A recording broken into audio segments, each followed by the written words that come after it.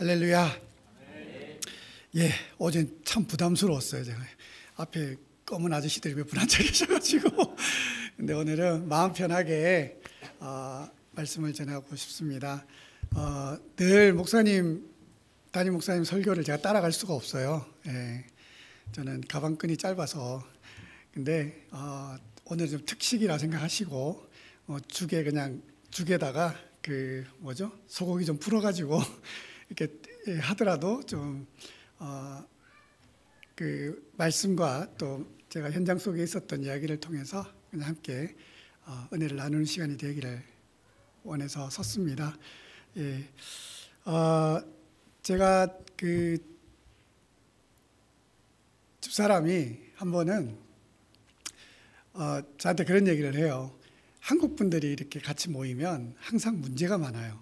같은 동족끼리 어느 나라든 마찬가지겠죠. 뭐 사기치는 분도 계시고 뭐 잘 아니까 뭐 욕하는 사람도 있고 참 많이 힘들었던 것 같아요. 제가 왜냐하면 제가 비즈니스 선교를 조금 시작했어요. 아시죠? 그래서 커피를 볶아서 이제 납품하는 일을 좀 하고 그러다가 어떻게 우연찮게 또 연결이 돼서 쌀집 아저씨가 됐어요. 쌀도 팔아요. 근데 쌀이 이제 또 수입이 좀 돼요. 그래가지고 그런 걸로 이제 물론 저가 저금을 하고 제가 저를 위해서 쓰는 거면 하나님께서 용납하지 않으셨을 텐데 저는 선교사니까 그 모든 재정을 다 이제 교회 힘든 교회들, 어려운 교회들 또 이제 장학헌금 100% 다 나가요. 항상 수입이 남아 있질 않아요. 항상 다 나가버려요.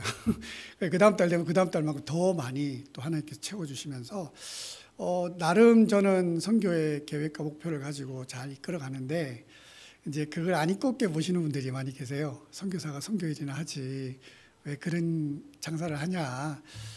조금 제가 생각하는 비전의 방향과 그거를 또 누가 얘기하시냐면 선교사님들이 그런 얘기를 하세요. 저한테 또 다른 사람들한테 막 얘기를 하니까 속이 상해요. 마음이 상하고. 그래서 어떨 때는 그냥 그만둘까요? 라는 생각도 했어요. 근데 그런 마음은 아니었던 것 같아요. 그래서 고집스럽게 한번 해보자. 사람들이 시기할 때는 이게 잘 되는 거다 생각하고 하라는 선배 목사님들의 얘기가 있어서 한번 해보자 이래가지고 그래서 했는데 지금은 이제 많이 성장을 했어요. 그래서 그 한참 그런 얘기를 들을 때 속상할 때 마음도 무겁고 그때 몸이 좀 안 좋았어요. 몸도 작년이었죠. 그러니까 몸도 안 좋고 갑자기 그 마음에 무거운 짐이 되니까 교회를 가기가 싫은 거예요. 그래서 한숨만 나오고 해서 사모한테 그냥 오늘은 집에서 예배 드립시다. 그 얘기를 하고 되게 무거웠어요. 엄청 무거웠는데 그래서 이제 저는 항상 집에 있으면 영상 예배를 드리면 1순위입니다. 0순위입니다. 그냥 예안교회 들어가요. 그래서 그 위에 시청하는 숫자 1이 있으면 두 번째가 저예요. 그래서 딱 있는데 그날 이제 얘기가 그거였던 것 같아요. 목사님 설교에서 기억은 잘 안 나는데 마지막 장면에서 이제 저를 위해서 기도를 하시다가 이제 제목을 내시면서 목사님 우셨어요 한번. 우는데 그래서 고향을 떠나 다른 나라 가서 사는 것 자체가 선교인데 얼마나 외롭고 힘들겠냐 하면서 갑자기 말을 뚝 끊더니 우시는 거야. 근데 그때 너무 힘들었거든요. 진짜 너무 무너질 만큼 그런 말들이 상처가 되고 그리고 사모한테도 얘기를 못하겠다. 왜냐하면 나만 아프면 되지 사모가 할 필요는 없잖아요. 그런 상황이었는데 눈물을 흘리면서 멘트를 하고 기도를 해주는데 보고 있는 제가 안 울 수가 없는 거예요.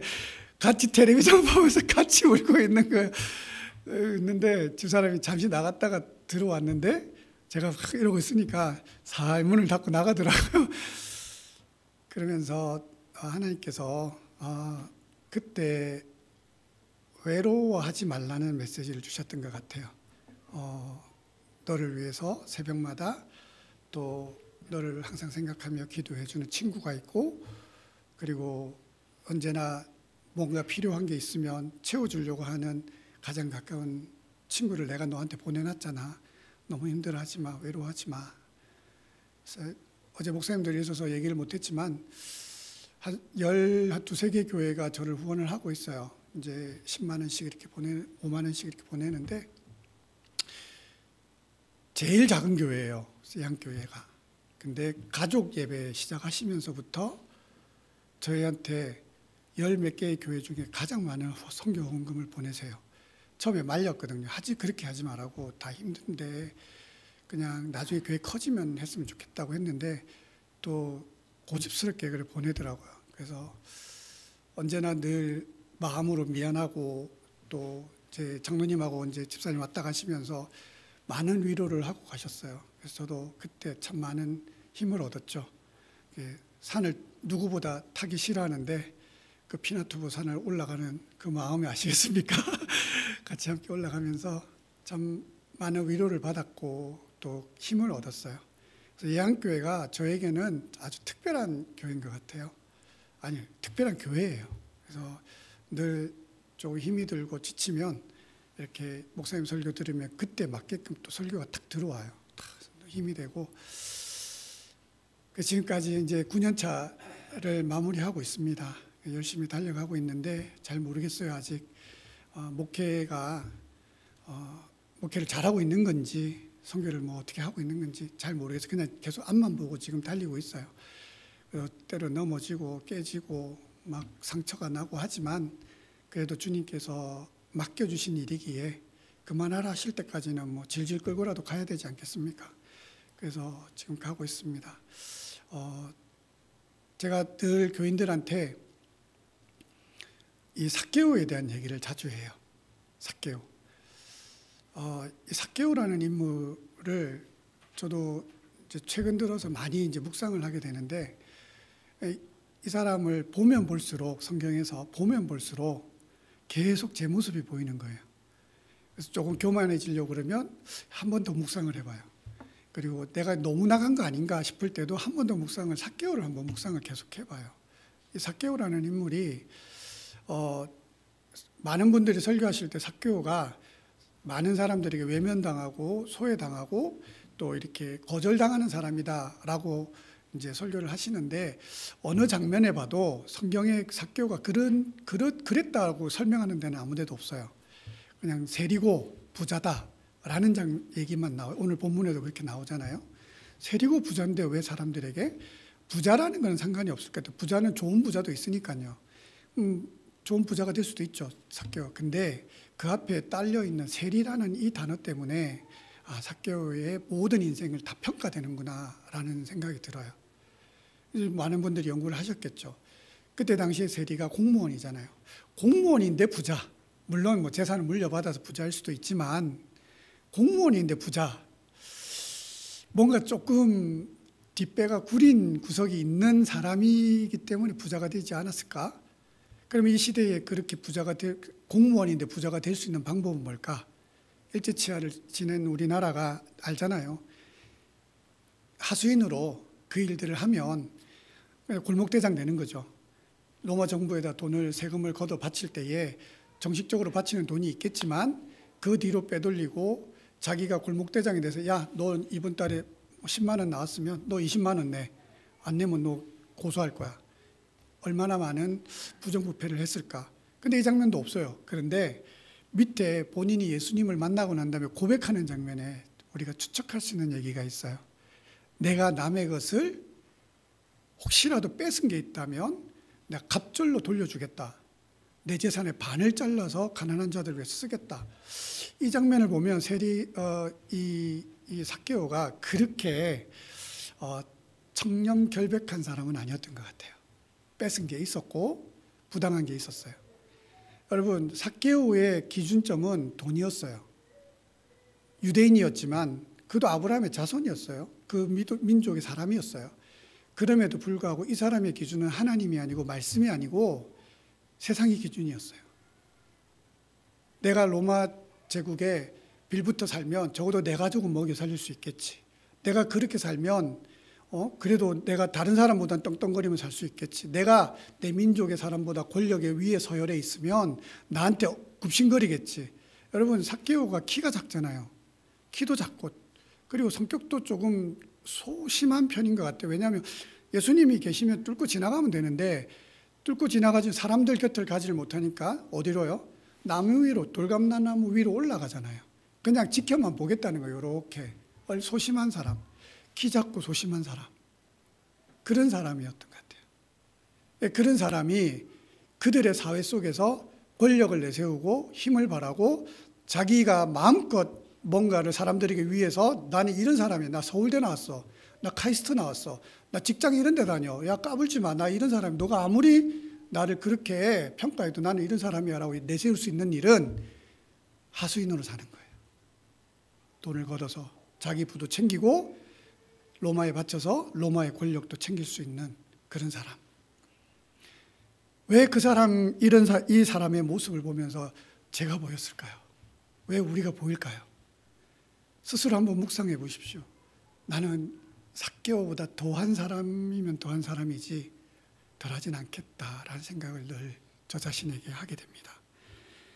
그런 시대적 상황에서 만들어낸 하나의 유대인이지만 유대인들에게 버림받고 외면당하고 손가락질 받는 이 삭개오의 그 모습이 이 시대를 살아가는 우리 속에 그대로 투영되지 않는가 그런 생각을 하게 됩니다. 근데 이 삭개오를 찾아오신 예수님이 그 집을 방문했고 그 집에 거하면서 예수님이 먼저 찾아가셨고 별말 하지 않으셨어요. 그냥 찾아가서 같이 밥 먹어줬어요. 그냥 밥 먹고 얘기하고 가족들이 다 모여가지고 하하하 그러면 야, 이 집에 이런 일이 있었구나. 신방 오신 거잖아요. 별말 안 하셨을 거예요. 그러면 중요한 말이 있었으면 예수님의 말씀이 기록됐을 건데 기록이 없어요. 그냥 식사만 하셨는데 삭개오가 마음이 바뀌어버렸어요. 왜 바뀌었을까요? 왜 바뀌었을까요? 저는 이 장면에서 어느 날 묵상을 하다가 울었어요. 눈물이 나는 거예요. 아, 얼마나 외로웠을까? 얼마나 괴로웠을까? 마치 그 무거운 마음을 가지고 우리 김영선 목사님 설교 보면 듣고 위로받는 내 모습하고 너무 비슷하지 않을까?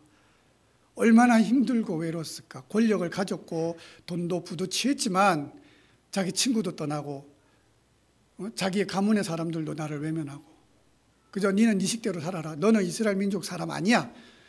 얼마나 두렵고 힘들었을까? 그런데 유대인들이 요즘에 뜬다는 목회자, 뜬다는 어떤 선지자, 뜬다는 어떤 누군가가 왔는데 이 사람은 자기 집에 올 이유가 한 가지도 없는, 어떻게 보면 이 사람들 유대인들만 찾아다니면서 유대인 속에서 막 기적도 일으키고 하는데 우리 집에 찾아올 이유가 전혀 없는 그런 분이 그냥 내 집을 찾아오셔서 야, 나 니네 집에서 밥 좀 먹어야겠다. 오늘 해가 지는데 잘 곳이 없는데 난 니네 집에서 좀 잠을 잤으면 좋겠어. 얼마나 놀랐을까요? 얼마나 깜짝 놀랐을까요? 뭐 조금 더 심하게 비유를 하면 대통령이 갑자기 차를 타고 가다가 잠시만 서봐.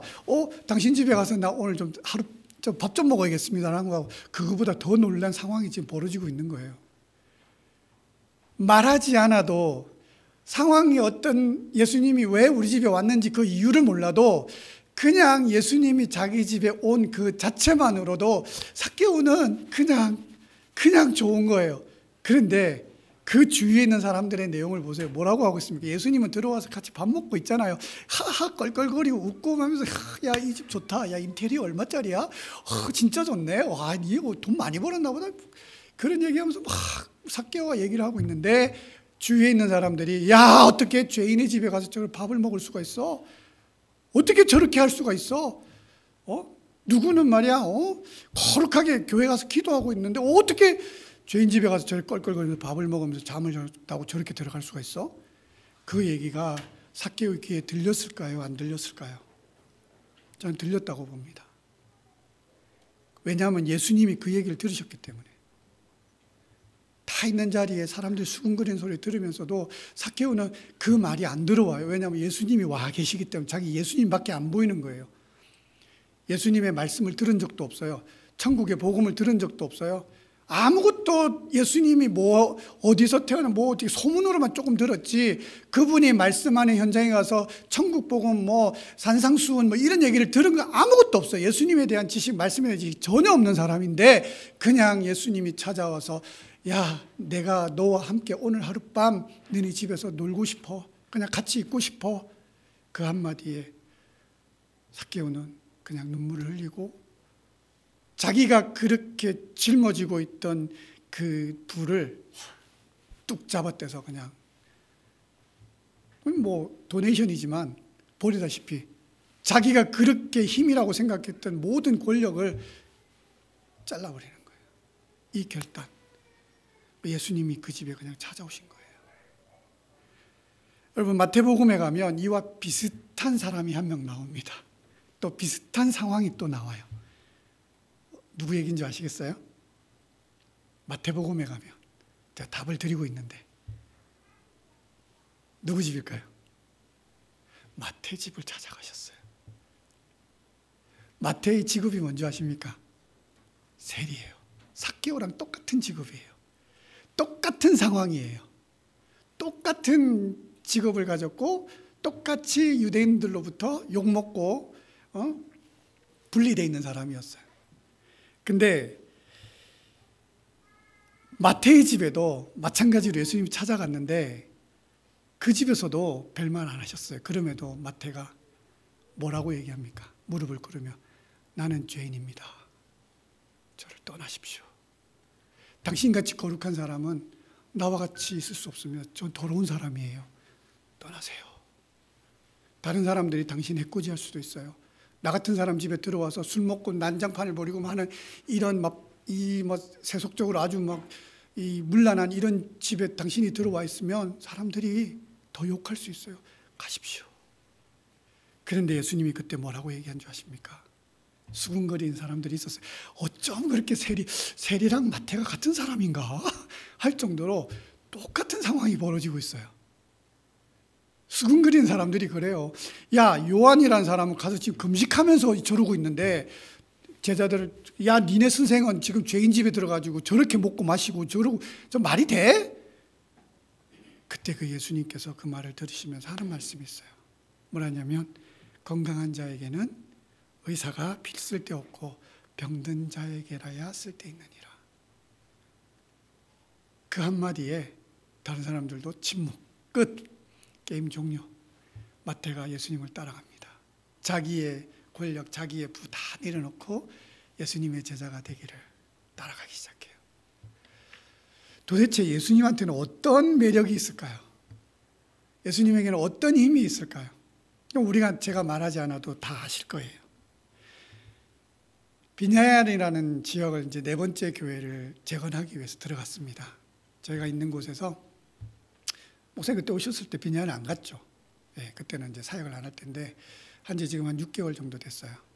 선교사님이 계셨는데 1대 선교사님이 암으로 돌아가셨어요.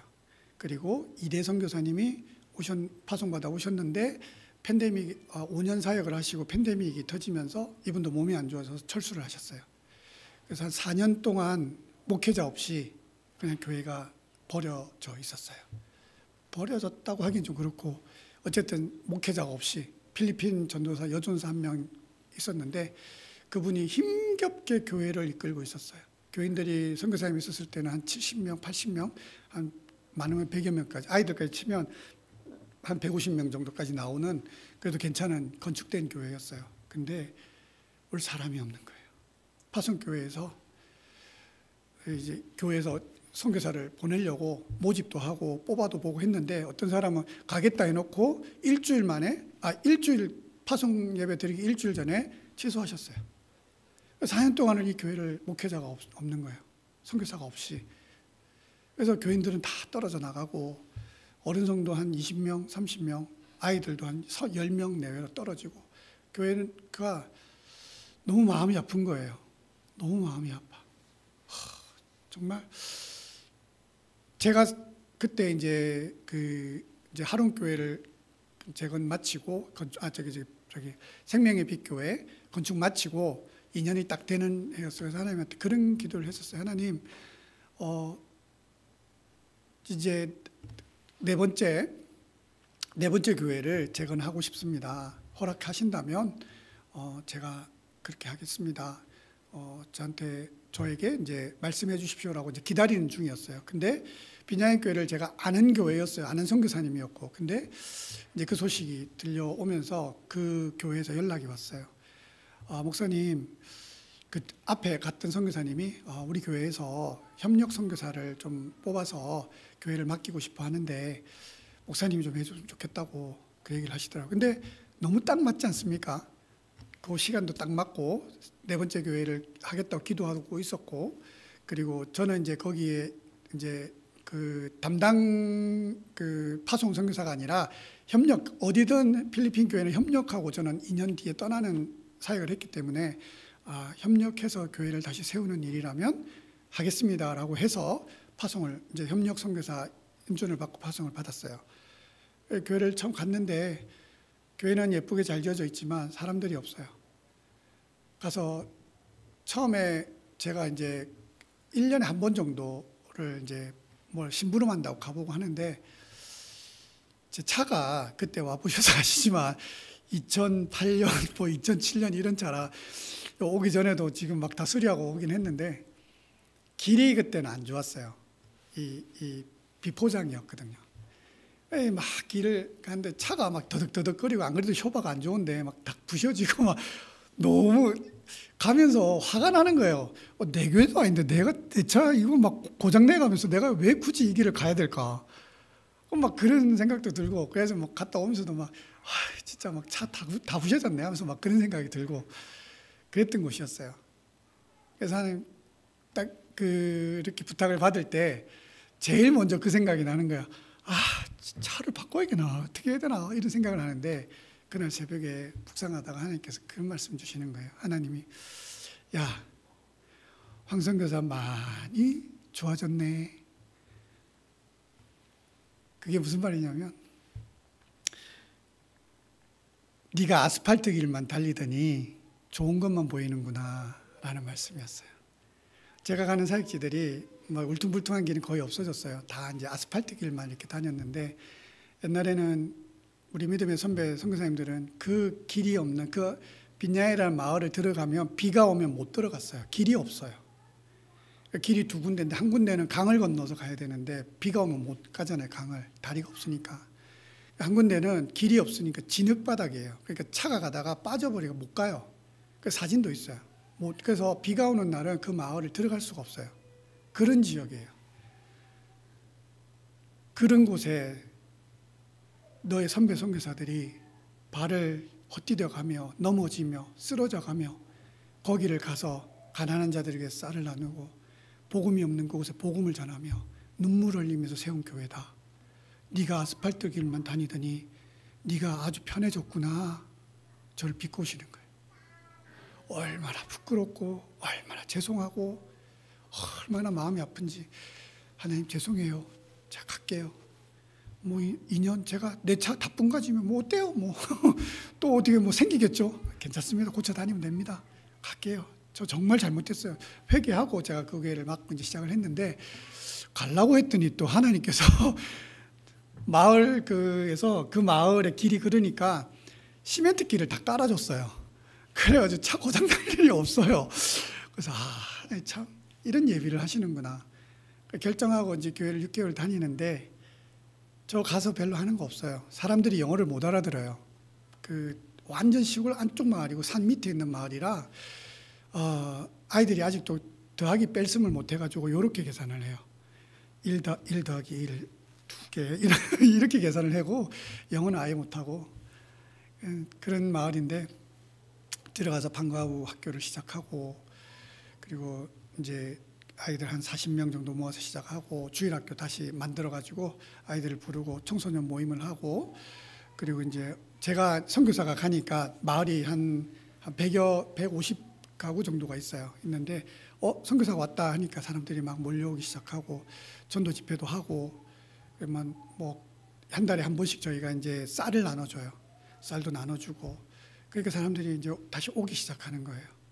와서 지금은 이제 한 90명, 80-90명 정도가 오늘도 이제 예배를 드리고 있어요.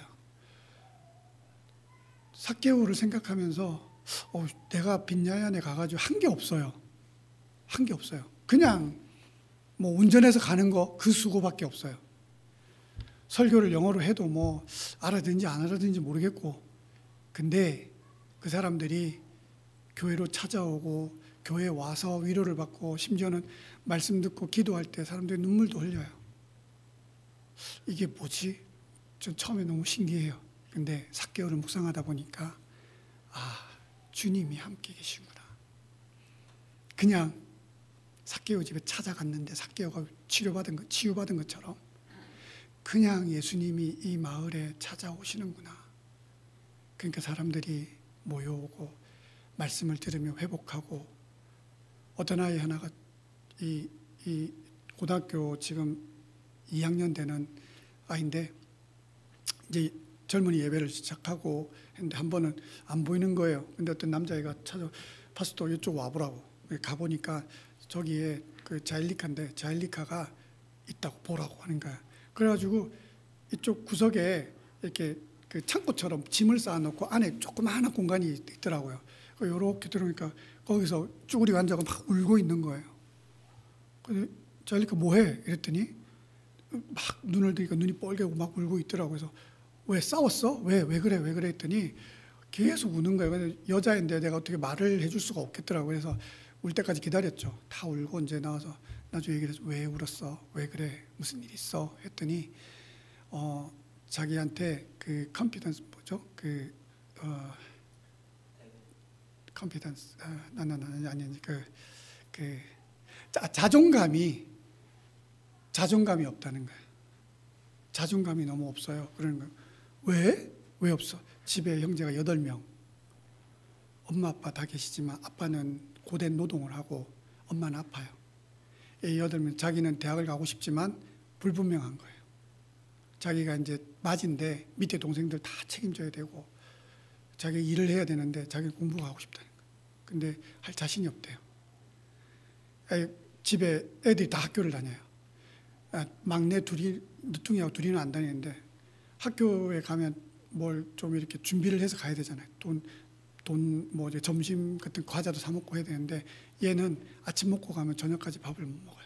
심지어 아침을 못 먹고 갈 때도 있고, 나가는 차 서비스가 있는데 돈을 내야 되니까 못 가요. 그러니까 걸어서 2시간을 걸어서 밑에 있는 산 밑에 있는 마을의 학교까지 하루에 2시간, 왕복 4시간을 걸어서 왔다 갔다 하면서 학교를 다녀요.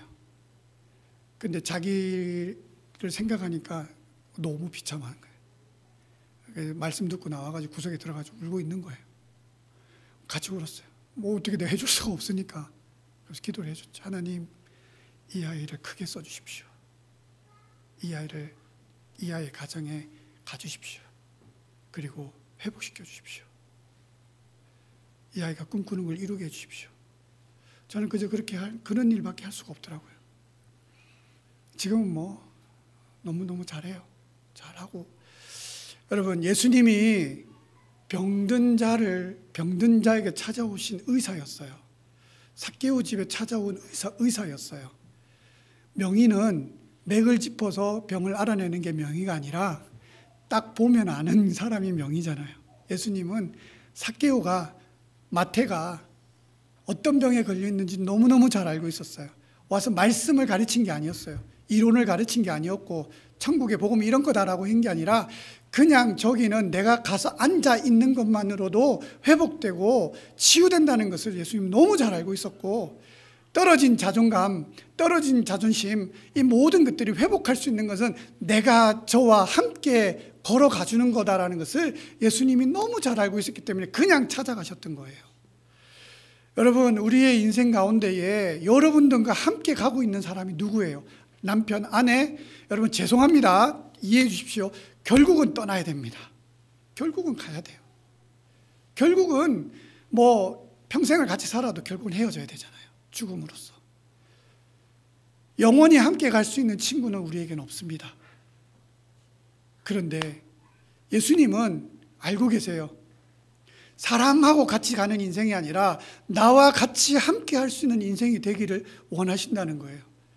무너지고 좌절하고 문제가 생기고 포기하고 싶고 때려치우고 싶고 모든 문제 앞에서 하나님 앞에 그 문제를 떡하니 올려놓으면 같이 가자, 같이 해결하자. 저는 프렌드라는 이 친구라는 단어가 이꼬를 할 수 있는 단어가 딱 한 가지가 있다고 생각해요. 그거는 위드라는 말이에요. 함께라는 거예요. 함께가 친구예요. 우리에게는 죽음 이후에도 영원히 함께하는 우리의 친구 예수 그리스도가 계시다는 것을 우리는 믿어야 합니다. 얼마나 문제가 많으세요? 얼마나 힘드세요?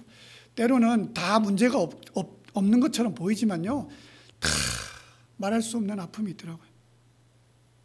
누가 그걸 다 얘기해 줄 수 있겠어요? 그걸 누가 다 받아주고 이해해 줄 수 있겠습니까?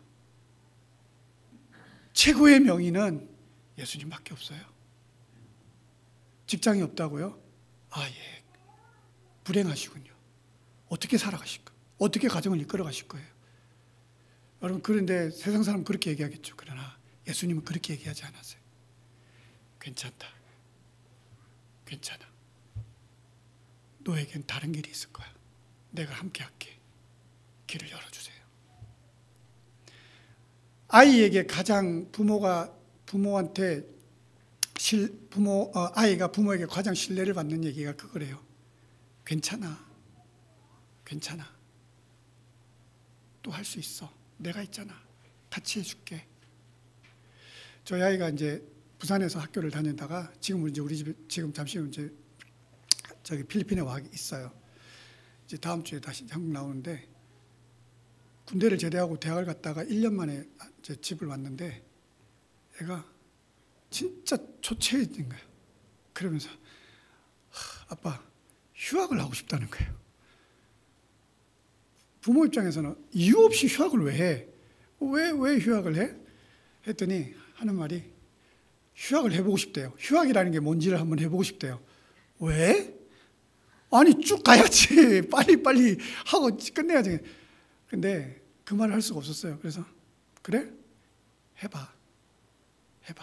근데 휴학을 하고 지금 한 석 달, 넉 달 돈 벌다가 지친 거예요. 힘든 거예요. 다시 돌아와서 집에 왔어요.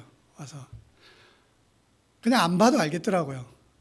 아, 엄청 지쳐. 피부도 막 다 뒤집어지고 살도 빠지고 먹는 걸 잘 못 먹고 막 그러더라고요. 그냥 알겠더라고요. 부모님이니까 알 수 있잖아요. 아무 말 안 해요, 제가. 괜찮니? 뭐 아무 말 안 했어요. 네 마음대로 해라. 그러면서 오기 며칠 전에 제가 그 얘기를 했어요. 준서야, 괜찮아? 괜찮다. 그냥 하고 싶은 대로 하다가 지치면 돌아오면 돼. 너무 힘들어하지 마. 괜찮아. 애가 울먹울먹 하더라고요. 예수님이 우리 인생에서 항상 하시는 말씀이 그건 것 같아요. 성경을 통해서 우리에게 주시는 하나의 명제 같은 메시지가 있어요. 얘야, 괜찮아. 내가 너와 함께 있잖아. 네가 아파도 괜찮아. 함께 하잖아. 세리에 대한 하는 예수님의 이 삭개오의 얘기 전에 누가복음 18장에 가면 세리에 대한 얘기가 또 하나 나와요. 비유로 말씀하시는데 하나는 바리새인, 하나는 세리가 어떻게 했냐면 기도하러 들어간 거예요. 근데 바리새인은 하는 말이 오 하나님, 나는 거룩한 자입니다. 난 당신을 위해서 11조도 했고요. 난 당신을 위해서 봉사도 많이 했고요. 난 당신을 위해서 큰 일도 많이 했고요. 저는 말씀대로 지켜 살려고 애쓰고 노력한 사람이니 나는 거룩한 사람이고 나는 당신 앞에서 흠이 없는 정말 하나님 앞에 완벽한 자녀입니다. 교만스러운 기도를 했던 것 같아요. 그런데 따라 들어갔던 세리는 함부로 그 성전에 들어가기도 힘들어서 벌벌벌 떨리는 마음으로 성전 뒤에 앉아 이렇게 기도를 하는 것 같아요. 뭐라고 얘기하냐면요, 세리는 멀리 서서 감히 눈을 들어 하늘을 쳐다보지도 못하고 다만 가슴을 치며 이르되 하나님, 하나님 불쌍히 여겨주소서. 하나님, 나를 좀 불쌍히 여겨주소서. 나는 죄인입니다. 감히 눈을 들어 주님을 쳐다보지도 못하고 그냥 나는 죄인입니다. 하나님, 나 좀 불쌍히 여겨주세요. 다시 얘기하면요, 의사 앞에 가서 얘기하는 걸로 얘기하면요, 의사 선생님, 저 내일 당장 죽어요. 제발 나 좀 살려주세요. 제발 나 좀 살려주세요. 저 살고 싶어요. 저 살고 싶어요. 지금 이 세리가 예수님 앞에서 그렇게, 하나님 앞에 기도할 때 그렇게 하고 있는 거예요. 하나님, 내 죄가 너무 무거워서, 내 죄가 너무 힘들어서 감당할 수가 없어서 죽을 것 같아요. 저 좀 살려주세요. 예수님이 이렇게 말씀하세요. 내가 너희에게 이르노니 이는 저 바리새인이 아니고 이 사람이 의롭다 하심을 받고 그의 집으로 내려갔느니라. 무릇 자기를 높이는 자는 낮아지고 자기를 낮추는 자는 높아지리라. 우리의 예수님, 우리를 너무 잘 아세요. 가난하든 병이 들든 내가 부자든 권력이 있든 옷을 다 벗기세요. 그리고 똑같이 보세요. 옛날에 병원에 가면, 어릴 적에 병원에 가면 참 그랬던 게, 요즘은 그렇게 안 하시던데, 의사분들이 청진기를, 내과 의사분들이 청진기를, 제가 어머니를 좀 따라가 봤어요. 어머니가 이제 아프고 병원을 따라가면 이렇게, 죄송합니다, 여자분들이 이렇게 가슴을 이렇게 다 들잖아요. 청진기를 갖다 대야 되니까. 근데 옛날에는 의사들이 그렇게 하더라고요. 안 그런 데도 있는지 모르겠지만 저희 어머니가 갔던 병원은 항상 이렇게 들어요. 들어서 이렇게 청진기 되는데 너무 부끄러운 거예요. 부끄러워. 근데 어머니는 부끄러움 없이 그냥 들시더라고요. 그래서 부끄럽지도 않나? 이런 생각을 했거든요. 근데 수술 받으러 저 수술을 한번 해봐서 알지만, 수술 받으러 들어갈 때 다 벗는 거 아세요? 너무 부끄럽더라고요. 간호사가 옷 던져주면서 빵꾸나 있는지 옷 입으면서 들어가라 하는데 너무 부끄럽더라고요. 진짜 이래. 근데 벗지 않으면 치료가 안 돼요. 벗지 않으면 수술이 안 돼요. 옷 입고 어떻게 수술해요? 그렇잖아요. 내가 죄인이라는 것, 내가 하나님 앞에 아무리 권력을 가지고 있는 사람이고 자랑할 만한 것이 수천만 가지를 가지고 있어도 하나님 앞에 다 벗어야 돼요. 다 벗고, 하나님, 저는 아무것도 아닙니다. 저는 아무것도 아니에요. 그냥 죄인일 뿐입니다. 저를 좀 치료해 주세요라고 갈 때 주님은 그때 메스를 드시고 수술하시고 치료하기 시작하신다는 거예요. 돈을 못 벌고 직장이 없다고 학교를 못 가고 뭐 공부를 안 하고, 여러분 이렇게 하나 저렇게 하나 시간 흘러가는 건 다 똑같아요. 근데 왜 굳이 집에 머리 박고 어떻게 살지? 주님 앞에 오십시오. 그리고 주님을 만나십시오. 그리고 주님 앞에 내 상처의 모든 것을 벗어던지고 저 좀 살려달라고 기도하는 그때 주님은 우리의 인생에 가장 큰 회복과 은혜를 부어주실 줄 믿습니다. 오늘 본문의 13절에 보면요, 세리가 하나님 성전에서 기도했던 것처럼 그렇게 하나님 앞에 우리의 가진 것을 다 내려놓고 기쁨으로 주님 앞에 그렇게 헌신하며 말씀 앞에 겸손히 나갈 때 주님이 우리를 회복시켜 주실 줄 믿습니다. 그런 주님 앞에 열심으로 따라가다가 현장에서 다시 만났으면 좋겠고, 만나지 못하면 저 천국에서라도 우리가 다 같이 만날 수 있는 기쁨이 있기를 소망합니다. 제가 어저께 선물을 하나 가져왔었어요. 세 분 임직하는데 세 분을 위한 선물이 아니고 선물을 하나 가져왔는데, 여기 시커먼 목사님들 계셔가지고 이분들도 해달라 그럴 것 같아가지고 제가 어제 얘기를 못했어요. 제가 우리 예한교회를 위해서 같이 해줄 수 있는 게 뭘까, 같이 동참할 수 있는 일이 뭘까 생각하다가 기도는 당연하게 이제 저도 기도로 후원하고 하지만 한 가지 주시는 마음이 있더라고요. 그게 뭐냐면, 여러분들의 선교 현장을 방문하시면 제가 숙식은 무료로 제공하겠습니다. 아멘 안 하세요? 돌아가야겠다. 숙식은 무료로 제공해요. 여행을 오시든 선교를 오시든 애를 공부를 시킨다고 보내시든 상관없이 숙식은 제가 책임지겠습니다. 이 정도면 저도 예한교회 성도 정도 되는 것 같죠? 돈 안 받겠습니다. 돈 낼 생각도 하지 말고 그냥 비행기 티켓 끊어서 오십시오. 위로받고 현장에서 우리 예지 와가지고 엄청 울고 왔어요. 가는 비행기 탈 때까지 계속 울다 갔어요. 나름대로 회복이 되었는지 모르겠지만 선교지에 오면 많은 회복이 있습니다. 회복이 있고 어떻게 쓰임받아야 될지를 깨닫고 가시는 분들이 많더라고요.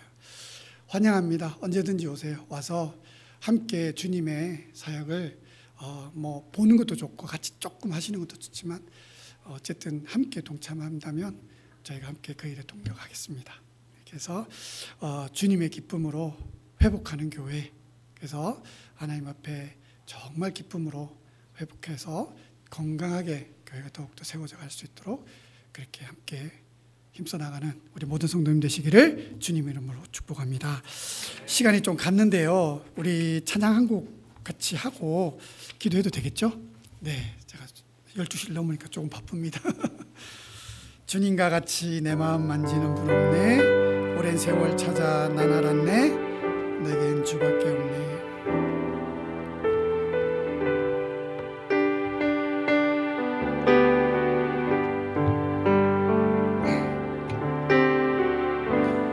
주님과 같이 내 마음 만지는 분은 없네. 오랜 세월 찾아 난 알았네. 내겐 주밖에 없네. 다시 한번 고백합시다. 주님과 같이, 주님과 같이 내 마음 만지는 분은 없네. 오랜 세월 찾아 난 알았네. 내겐 주밖에 없네. 주잡이 강같이 그리고 주 손길 치료하네.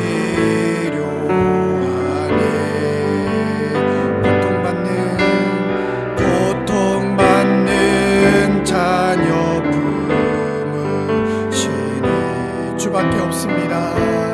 주밖에 없네. 주님과 같이, 주님과 같이 내 마음 만지는 분은 없네. 오랜 세월 찾아 난 알았네. 내겐 주밖에 없네. 우리 이 시간에 다 같이 한번 묵상하며 기도합시다. 어느 날 하나님께서 꿈을 주시는데 진흙밭을 걸어가며 어떨 땐 푹 빠지고 뺐는데 깨끗한 신발이 더러워지고 때로는 신발이 벗겨져가지고 찾을 길이 없고 진흙탕 속에서 넘어져가지고 뭐 얼굴도 때를 묻히고 옷에도 더러워지고 너무너무 짜증이 나는 거예요. 근데 그때 하나님을 원망합니다. 하나님, 왜 이런 길을 주십니까? 좀 평탄한 길도 있는데 왜 이 길을 가라고, 저 길로 가면 되는데 왜 이쪽 길로 가냐고 불평하고 원망하고 짜증내고 그렇게 주님을 향해서 원망하고 앉아있을 때에 주님이 말씀하세요. 야, 그 진흙을 좀 이렇게 닦아봐봐. 그 뭐 흙먼지 난 길을 좀 닦아봐봐. 그 먼지를 닦으니까요, 그 속에 예수님의 피 묻은 발자국이 뚜벅뚜벅 놓여져 있는 거예요. 예수님은 우리를 치유하고 우리를 구원하고 우리를 회복시키시기 위하여 기꺼이 그 십자가를 짊어지고 그 외롭고 힘든 길, 무섭고 두려운 길을 저벅저벅 걸어서 그 길을 홀로 가셨습니다. 우리가 때로는 낭망하고 때로는 고난으로 넘어지고 때로는 내 길에 너무 험난해서 원망하고 예수님 떠나버리고 외면해버리는 그런 길을 우리는 가고 있지만, 그러나 여러분, 그 먼지를 뒤지다 보면 예수님이 그 길을 먼저 밟고 가신 것을 알게 될 겁니다. 그래서 우리는 외롭지가 않아요. 그래서 우리는 힘들지가 않아요. 왜요? 예수님이 먼저 가셨기 때문에. 그래서 주님과 함께 우리는 가고 있는 거예요. 오늘 시간에 다 같이 기도하시면서 내 마음속에 무거운 것들, 하나님 언제나 기도해도 응답이 되지 않는 문제들, 또 몸부림치며 하나님 앞에 부르짖고 있는 일들이 있다면 오늘 시간에 하나님 앞에 여러분들의 마음의 고백으로 간절하게, 하나님 저는 죄인입니다. 감히 하늘을 우러러보지 못하고 감히 눈을 들어 주님을 바라보지 못하면서 고개를 푹 숙인 채 눈물을 뚝뚝 흘리며 주님 죄인입니다, 죄인입니다, 나를 살려주십시오라고 했던 세리의 기도처럼 오늘 시간에 하나님 앞에 그렇게 함께 기도하며 나아가기를 원합니다. 다 같이 한번 기도하겠습니다.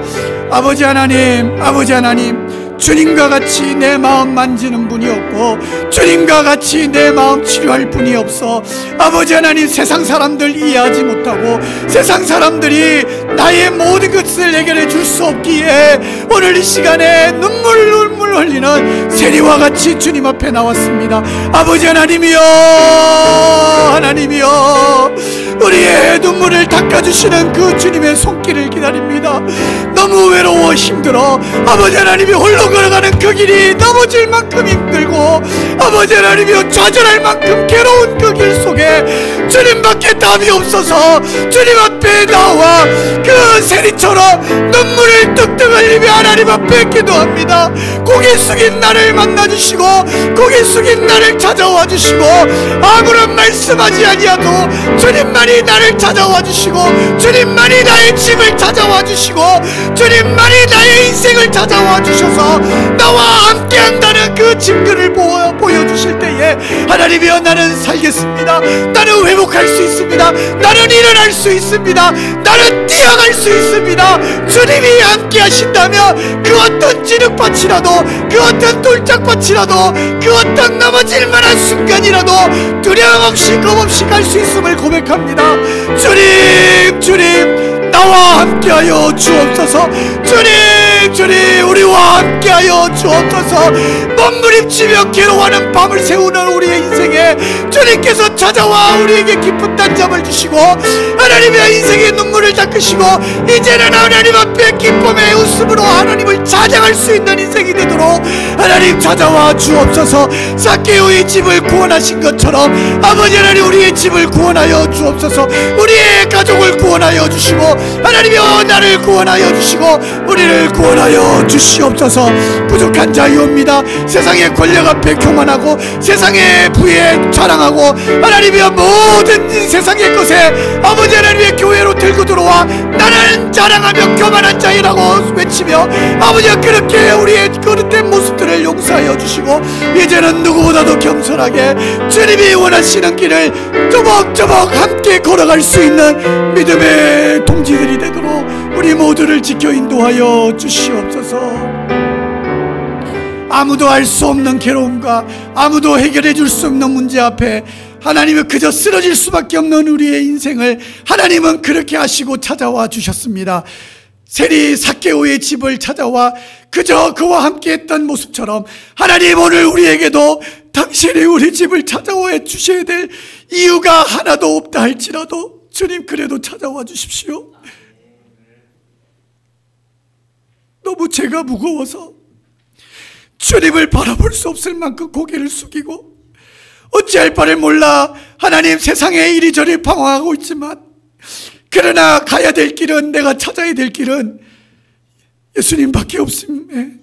오늘도 이 자리에 찾아 나와 주님 나를 회복시켜달라고 하나님 주님 나를 위로해달라고 주님 나를 치유해달라고 기도하는 우리의 기도를 들으시고 하나님 우리를 어루만져 주옵소서.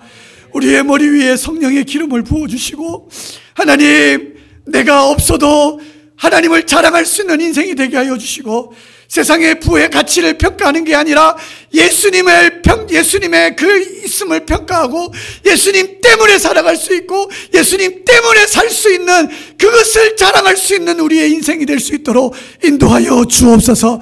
결코 작지 않은 예한교회를 하나님 미래를 바라봅니다. 수천 수만 명이 모이는 교회보다 그 단 한 명의 구원자가 이곳에서 나올 수 있도록 인도하여 주옵소서. 하나님이여, 사람의 많고 적음을 자랑하는 교회가 아니라 하나님이여, 구원받는 사람이 많아지는 것을 자랑할 수 있는 교회 되게 하여 주옵소서. 이 일들을 위하여 이제 임직자들을 세우시고 아버지 하나님 함께 달려가라. 그 고난의 길을 함께 밟아가라. 엄히 말씀하시는 그 주님을 받들고 우리 세 분이 이제 첫 임직을 받고 이제는 달려가기로 작정하여 싸우니 이들이 가는 길들 속에 넘어져도 일어나게 하시고, 하나님, 내가 넘어져도 나와 함께하는 이들이 세울 수 있게 하여 주시고, 함께하는 그 인생 가운데 예수님과 동행하는 믿음의 삶이 되도록 인도하여 주옵소서. 무엇보다 사랑하는 우리 김영석 담임 목사님을 주님이여 외롭지 않도록 세워주시고, 그 목양의 길이 결국은 주님과 둘이서만 가야 되는 외롭고 힘든 길입니다. 세상 사람 아무도 이해하지 못하고, 심지어는 가족도 이해해 줄 수가 없고, 친구들도 알 수 없는 그 마음의 무거운 짐을 하나님은 아십니다. 주님, 항상 기쁨으로 찾아와 주시고 어루만져 주시고, 이 강단에서 흘리는 눈물보다 예수님의 눈물이 더 많음을 알고 더 많이 눈물로 성도들을 끌어안으며 사랑할 수 있는 귀한 목사님으로 사용하여 주옵소서. 하나님, 이미 위임하신 줄 압니다. 교회가 자신의 인생인 줄 알고 하나님 평생을 바쳐 가기로 작정하여 싸우니 그 길 속에 주님밖에 없습니다. 주님께서 함께하여 주옵소서. 자녀들에게 복을 주시고 두 자녀가 세상에서 유리방황하지 않고 오직 주님의 믿음의 가문을 세워가며 보다 더 나은 하나님의 복을 증거할 수 있는 하나님의 사람의 가문들로 세워 주옵소서. 내주하시는 사모님 위에 하나님의 불꽃 같은 성령의 은혜를 더하시고, 기도의 여인으로, 기도의 어머니로, 기도의 사모로 그렇게 쓰임받게 하시며 기도할 때마다 응답하시는 하나님의 귀한 응답의 역사가 있게 하여 주옵소서. 우리 많은 성도님들을 축복하시고 이 가정들을 다시 한번 축복하오니 이 한 교회를 통해서, 이 한 교회에 있는 예수님으로 인해서 이들의 가정이 복을 받고 이들의 자녀들이 복을 받으며 이들의 인생의 마지막 날에 예수님 때문에 행복했노라고 고백할 수 있는 가정들이 될 수 있도록 도우시고 인도하여 주옵소서. 잠시 왔다 갑니다. 다시 만나는 그날에 예수님의 많은 증거의 일들을 고백할 수 있도록 우리의 인생을 인도하옵소서. 감사합니다. 영광을 주님께 올려드리며 예수님의 이름으로 기도드리옵나이다. 아멘.